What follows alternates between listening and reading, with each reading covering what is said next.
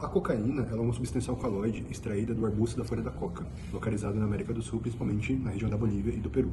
Até pela sua localização geográfica, povos indianos, como os incas, utilizavam essa planta em décadas até 5.000 anos atrás, para questões como a sede, a fome, ou também para lidar com a questão da altitude, devido à localização geográfica deles.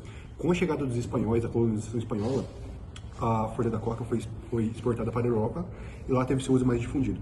Já na contemporaneidade, com a indústria da droga, o que eles obtiveram foi refinar, conseguir extrair e concentrar o extrato da cocaína, da folha da coca, e gerar drogas de abuso, altamente viciantes e que podem ser consumidas de diversas maneiras. Por exemplo, por injeção intravenosa, inalação direta ou mesmo queimada e inalada posteriormente o vapor. Os axônios hormonais são resultados vesículas contaminando transmissores que atuam estímulos de resposta específicos do sistema nervoso. Entre isso destaca a dopamina, que não é aquela que atua no sistema, mas um circuito de recompensa cerebral e em sensações de prazer, sendo assim um sítio-alvo ideal para a ação de drogas estimulantes, como a cocaína. A dopamina, após ser liberada no campo sináptico, há de ser recaptada por transportadores de dopamina, DACs, que atuam no campo sináptico com a reciclagem ou a degradação das moléculas de dopamina, interrompendo o fluxo de ação que ela proporciona. A cocaína, por sua vez, atua impedindo a ação dos DACs, ou seja, impedindo que haja interrupção da ação da dopamina no sistema nervoso e aumentando exponencialmente a concentração do neurotransmissor na fenda sináptica. Tal hiperestimulação prolongada atua nos efeitos característicos da droga, que são eufóricos, reforçadores e estimulantes. Afinal, o uso crônico da droga relacionado aos constantes e progressivos ciclos de estimulação do sistema de recompensa cerebral e sensação de prazer causam a diminuição da sensibilidade dos receptores dopaminérgicos, desencadeando, assim, respostas de dependência, de tolerância e de sintomas de abstinência relacionados ao uso da cocaína. Sobre os acidentes vasculares que podem acontecer em consequência do uso exacerbado de cocaína pelos seus usuários. O grande problema da cocaína é que ela inibe a recuperação de um neurotransmissor, que é basicamente um sinalizador para o seu corpo dizendo: eu vou aumentar a pressão arterial, que provoca vasoconstrição. E aí os problemas que podem vir disso são, principalmente no cérebro, do AVC hemorrágico. Se você tem um aumento muito grande de pressão, é como se tivesse uma mangueira, que fosse pressionando muito forte, e isso pode causar a quebra de vasos. Vai extravasar sangue no seu cérebro. Seu cérebro não vai funcionar direito, algumas áreas não vão ser suprimidas da forma correta.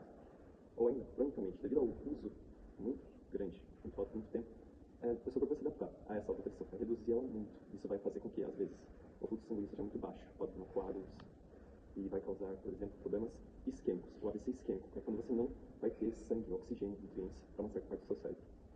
Ou ainda no miocárdio, formação de placas de ateroma. Também vai ser a mesma coisa, não vai ter o suprimento correto para o seu coração, que não vai conseguir bombear direito. E aí você vai ter um infarto. Entre as principais consequências do uso da cocaína, uma das que mais tem destaque é o aceleramento do processo de envelhecimento. Nesse sentido, existem algumas formas diferentes, impactos diferentes do corpo. Em relação à pele, um dos principais sintomas é a formação de rugas, já que a degradação de certas estruturas na própria formação da pele levam a esse processo. Em relação ao cérebro, alguns exames, alguns estudos de neuroimagem acabaram mostrando que existe uma certa degradação da substância cinzenta na região do córtex pré-frontal e do hipocampo, regiões relacionadas com a tomada de decisão e de memória, o que justamente acaba tendo algumas consequências cognitivas ali. Também há um processo de mau enovelamento de proteínas no cérebro e de degradação de substância branca, que está associado com doenças como Parkinson e Alzheimer, e ainda existem processos de formação de radicais livres. A cocaína aumenta a produção de radicais reativos de oxigênio, e esses radicais reativos de oxigênio eles podem levar ao estresse oxidativo, danificando o DNA, membranas nucleares e membranas celulares também. Então o que acontece?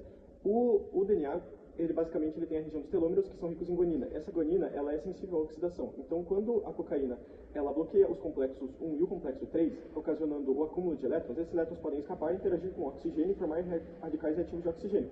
Esses radicais reativos de oxigênio podem acabar oxidando os telômeros e danificando assim os telômeros e expondo o DNA para possíveis problemas genéticos e problemas de mutação. Sobre os efeitos da cocaína, é uma droga que pode causar um período de euforia quando a pessoa faz sua utilização. Mas é também muito comum que essa pessoa, depois desse período de euforia, ela venha experienciar uma depressão muito profunda. Isso pode fazer com que a pessoa ela comece a utilizar ou maiores quantidades de cocaína para tentar combater essa depressão, ou utilizar outras drogas, como por exemplo benzodiazepínicos, que vão fazer com que essa pessoa ela durma e pule esse período de depressão, e o que pode fazer com que essa pessoa aumente o risco de ter overdose. Com a adição de maior quantidade de droga no organismo, é como que essa pessoa venha ter uma relação de dependência com a cocaína. Alguns outros efeitos e consequências sociais que essa pessoa pode experimentar vão ser isolamento social por causa da depressão, ganho de peso quando ela está em abstinência, isso porque quando ela está utilizando a droga, a cocaína leva a falta de apetite. E por fim, a relação de dependência química causada por altas quantidades dessa droga sendo colocadas no organismo da pessoa.